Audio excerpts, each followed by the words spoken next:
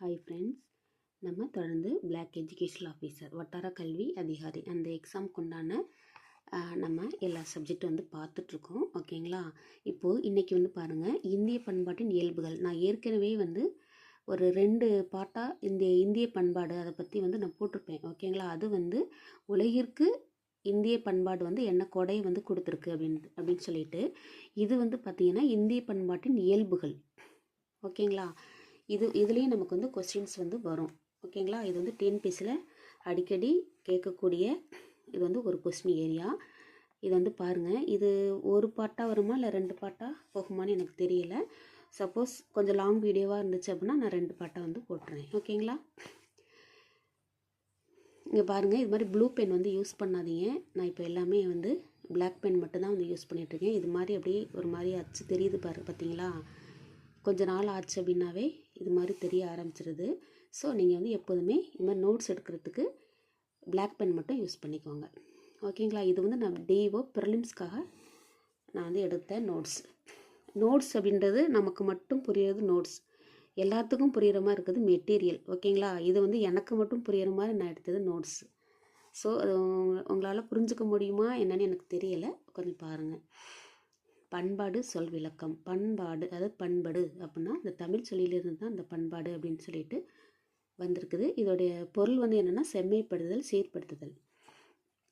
கல்ச்சுரா அப்படின்றது லத்தீன் ஒரு வேர்டு.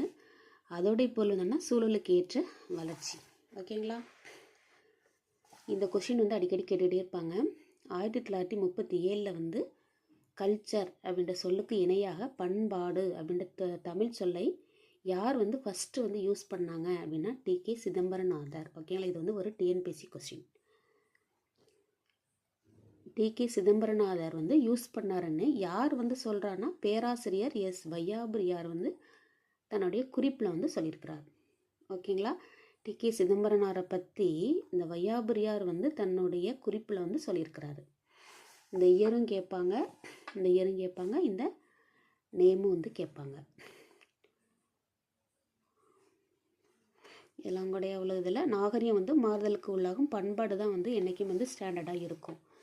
இதுக்கு வந்து பாருங்கள், நான் என்ன ஷார்ட்கட் வந்து இது பண்ணிட்டேன்னா, இது பண்பனப்படுவது பாடறிந்து ஒழுகுதல், இந்த ஒரு கொட்டேஷன் வந்து கொடுத்து இது வந்து எந்த நூல் வந்து சொல்லியிருக்கு அப்படின்னு சொல்லி அடிக்கடி கேட்பாங்க. நீங்கள் இந்த டிஎன்பிஎஸ்சி கொஸ்டின்லாம் எடுத்து பார்த்தீங்கன்னா தெரியும். அதுக்கு வந்து நான் என்ன ஷார்ட்கட் யூஸ் பண்ணிக்கிட்டேன் அப்படின்னா, இது வந்து எனக்கு எப்போதுமே மறக்காமல் இருக்கும். களி வந்து ஒழுகுது அப்படின்னு வச்சுக்கிட்டா, இந்த ஒழுகுதல் அப்படின்னு வரும்போது இந்த களித்தொகை அப்படின்னு சொல்லிட்டு எனக்கு டக்குன்னு ஞாபகம் வந்துடும். ஓகேங்களா? அது மாதிரி உங்களுக்கு என்ன நிமோனிக்ஸ் வருதோ அது மாதிரி ஃபன்னாக நீங்கள் வச்சுக்கலாம். வள்ளுவம் வந்து பண்புடையார் பட்டுண்டு உலகு அப்படின்னு சொல்லி வள்ளுவம் வந்து சொல்லுது. இந்த கொட்டேஷனை கொடுத்து கேட்பாங்க. அதே மாதிரி இந்த பண்பாடு பற்றி அறிஞர்கள் கூறிய அந்த கொட்டேஷனையும் வந்து கேட்பாங்க. ஓகேங்களா? நான் தான் உங்களுக்கு மார்க் பண்ணி இதெல்லாம் வரும் அப்படின்னு சொல்லி உங்களுக்கு காமிச்சிருக்கேன். பாருங்கள், பண்பாடு கலாச்சாரம் என்பது சமயம், பாரம்பரியம், பொருளாதாரம் ஆகியவற்றை கொண்டு நிர்ணயிக்கப்படுகிறது அப்படின்னு சொல்லி விவேகானந்தர் வந்து சொல்லியிருக்கிறார். ஓகேங்களா? இதுக்கு வந்து ஷார்ட்கட் நீங்கள் என்ன வேணாலும் யூஸ் பண்ணிக்கலாம். சமயம், பொருளாதாரம், இந்த மாதிரி பண்பாடு இது மாதிரிலாம் வந்துச்சுன்னாவே விவேகானந்தர் அப்படின்னு ஞாபகம் வச்சுக்கோங்க. இது வந்து பாருங்கள், பண்படுவது பண்பாடு, பண்படுதல். பண்படுவது வந்து பண்பாடு, பண்படுதல் என்பது சீர்படுதல், திருந்திய நிலத்தை பண்பட்ட அல்லது பண்படுத்தப்பட்ட நிலம் என்ற திருந்திய தமிழை பண்பட்ட செந்தமிழ் என்றும், திருந்திய உள்ளத்தை பண்பட்ட உள்ளம் என்றும் சொல்வது வழக்கம் அப்படின்னு சொல்லி இந்த பண்பாடை பற்றி சொன்னது தேவநேய பாவாணர். நீங்கள் இதெல்லாம் நீங்கள் படிக்கணுங்கிற அவசியம் இல்லை. ஓகேங்களா? ஷார்ட்கட் வந்து நிறைய பாப்பாவாக வரும் பாருங்கள். பண்படுவது இங்கே ஒரு இங்கே ஒரு இது மாதிரி பாப்பாவாக வந்தால் தேவநேய பாவாணர். நான் பாருங்கள் ஷார்ட்கட் எழுதியிருக்கேன். ஷார்ட்கட் வந்து நமக்கு அப்படியே அதை நினைக்கிறதுக்கு இன்னொரு ஷார்ட்கட் போடுற மாதிரி இருக்கக்கூடாது. டக்குன்னு ஞாபகம் வர மாதிரி தான் ஷார்ட்கட் நம்ம வந்து யூஸ் பண்ணணும். பண்பாடு என்பது பொதுவாக நாகரிகத்தில் அடங்கியதாகும். காலப்போக்கில் மக்கள் தம் வளர்ச்சியின் மனநல ஆக்கமே பண்பாடாக பெயர் பெறுகின்றது. இது வந்து சொன்னது யாருன்னா வைத்தியலிங்கம். இதுக்கு நான் என்ன ஷார்ட்கட் வந்து யூஸ் பண்ணிட்டேன்னா, மனநலத்துக்கு வைத்தியம். ஒருத்தர் வந்து மனநிலை சரியில்லைன்னா அது வந்து வைத்தியத்துக்கு போவாங்க. அது மாதிரி வந்து நான் ஞாபகம் வச்சுக்கிட்டேன். மனநலத்துக்கு வைத்தியம். மனிதன் தன்னுடைய தேவைகளையும் விருப்பங்களையும் நிறைவேற்றி கொள்ள உருவாக்கிய கருவி தான் வந்து பண்பாடு அப்படின்னு நார்த் வந்து சொல்லுது. நார்த் வந்து சொல்கிறாரு. ஓகேங்களா. இதுக்கு வந்து என்ன ஷார்ட்கட் அப்படின்னா, தேவை விருப்பம் நாரும். இது வந்து ஒரு மீனிங்லாம் இருக்காது, பட் நமக்கு டக்கு ஞாபகம் வர மாதிரி வச்சுக்கிறது தான். ஓகேங்களா. இது மாதிரி நீங்கள் என்ன வேணாலும் நீங்கள் வந்து யூஸ் பண்ணிக்கலாம். அதே மாதிரி இது வந்து இலக்கிய சான்றுகளில் என்ன சொல்லியிருக்கிறாங்க அப்படின்னா, மனித வாழ்க்கையை பிரதிபலித்து காட்டும் கால கண்ணாடி தான் இலக்கியம் அப்படின்னு சொல்லி டெரவெலியான்னு சொல்லியிருக்கிறாரு. அப்போது இந்த டெரவெலியான் அப்படின்றது நமக்கு ஒரு புது வேர்டு. ஓகேங்களா. அப்போது அதை எப்படி நம்ம ஞாபகம் வச்சுக்கிறது அப்படின்னா, கண்ணாடி வந்து டெரர்னால் வந்து ஆபத்து. ஓகேங்களா. ஆபத்து அப்படின்னு ஞாபகம் வச்சுக்கலாம். கண்ணாடி வந்து எப்போதுமே ஒரு ஆபத்து, அதை வந்து வெளியே போடு. அப்போ கண்ணாடிங்கிறது இந்த கால கண்ணாடி. டெரவெலியான், டெரர் வெளியே போடு, வந்து வெளியில் போடு அப்படின்ற மாதிரி. ஏன்னா நம்ம நிறைய படிக்கிறோம். ஓகேங்களா. நீங்கள் ப்ரிலிம்ஸ்லாம் பார்த்தீங்கன்னா கொஞ்சம் சிலபஸ் வந்து அதிகமாக இருக்கிற மாதிரி இருக்கும். ஸோ அது எல்லாத்தையுமே நம்ம வந்து மனப்பாடம் பண்ணுறதுக்கு நமக்கு டைமும் ஆகும், அது கொஞ்சம் நமக்கு வந்து கன்ஃபியூஸாகவும் ஆகும். இது மாதிரி ஷார்ட்கட் போட்டிங்கன்னா உங்களுக்கு ஞாபகத்தில் டக்குன்னு வந்துடும், கஷ்டமாகவும் தெரியாது படிக்க.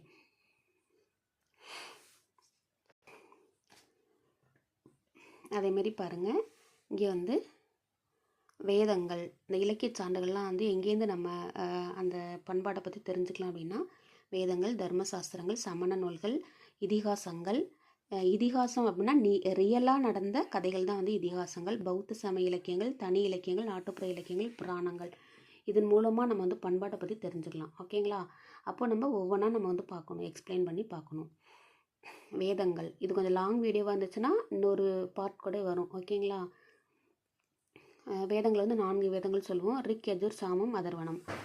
ஓகேங்களா. இது வந்து மிகவும் பழமையானது அப்படின்னா ரிக். முற்கால வேத காலத்திலே வந்து மிகவும் ரொம்ப ஓல்டு வந்து எது அப்படின்னா வந்து ரிக். வித் அப்படின்ற சமஸ்கிருத வேர் சொல்லிலிருந்து தான் இந்த வேதம் அப்படின்ற சொல் வந்து வந்திருக்குது. இதோடைய பொருள் வந்து அறிவு களஞ்சியம். ஓகேங்களா. முற்கால வேதம் அதான் நம்ம ஏற்கனவே பார்த்தோம், ரொம்ப பழமையானது ரிக்கு. பிற்கால வேதம் மற்ற 3மே வந்து பிற்கால வேதம். ஓகேங்களா. ரிக் வேதம். ரிக் வேதம் வந்து இதை வந்து ஒரு டிஎன்பிஎஸ்சி கொஸ்டினில் கேட்டிருக்காங்க. 10 மண்டலங்கள், 1028 பாடல்களை கொண்டது இந்த ரிக் வேதம். ரிக் அப்படின்னா துதித்தல், வழிபடுதல் அப்படின்னு சொல்லி இதுக்கு வந்து பொருள். ஓகேங்களா. இறைவன் வந்து துதி பாடல்களால் பாடி வணங்குவதற்குரிய வழிகளை சொல்வது தான் இந்த ரிக்.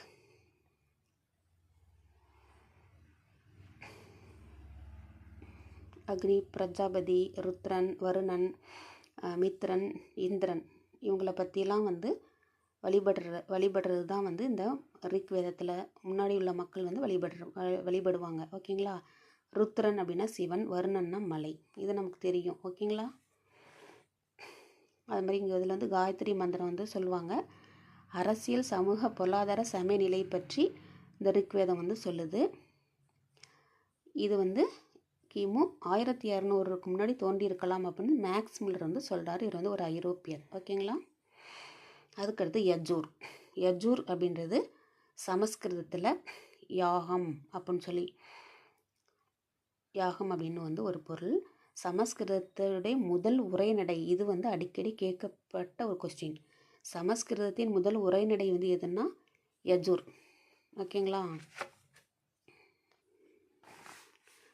வேள்வி செய்யும் முறை, இந்த வேள்வி யஜுர் வேதம் அப்படின்றதுல தான் வந்து இந்த வேள்வி செய்யும் முறை. அஸ்வமேத யாகம், ராஜசூய யாகம், இது எல்லாமே, அதாவது குதிரையை வைத்து யாகம் செய்வது வந்து அஸ்வமேத யாகம். இது வந்து ராஜசூய யாகம்னா வந்து தேர் வந்து போட்டி வச்சு அவங்க வந்து ராஜசூய அப்படின்னாவே வந்து தேர். ஓகேங்களா. அதை வச்சு யாகம் பண்ணுறது இந்த ராஜசூய யாகம். இது மாதிரி 2 யாகங்களை வந்து அவங்க செஞ்சுருக்குறாங்க. சமய சடங்குகள், இந்த யாகம் செய்யக்கூடிய அந்த சடங்குகள் இது வந்து சுக்ல யஜுர்வேதம், கிருஷ்ண யஜுர்வேதம் அப்படின்னு 2 பிரிவாக வந்து பிரிச்சிருக்கிறாங்க. இதில் 40 அத்தியாயங்கள் வந்து இருக்குது. ஓகேங்களா.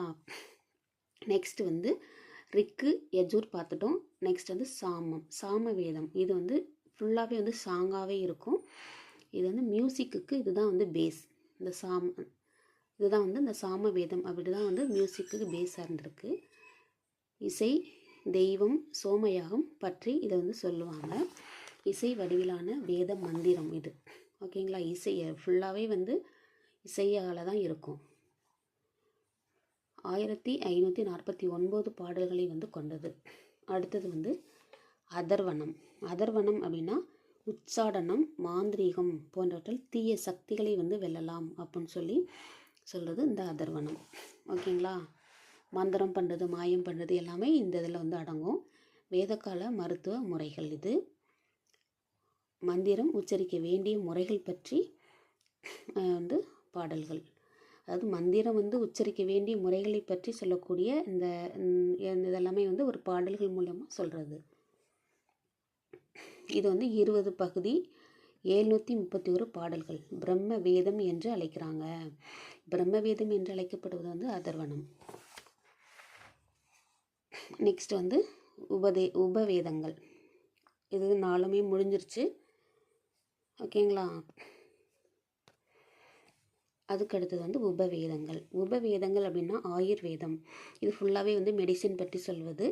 தனுர்வேதம் அப்படின்னா வந்து வில் விடுதல் போன்ற பயிற்சி பற்றி சொல்வது. உபவேதங்கள் ஃபஸ்ட்டு மெயினான வேதங்கள் பார்த்தோம், 4 வேதங்கள். அதுக்கு வந்து துணை சப்பாக இருக்குது, நம்ம வந்து பார்க்கணும்.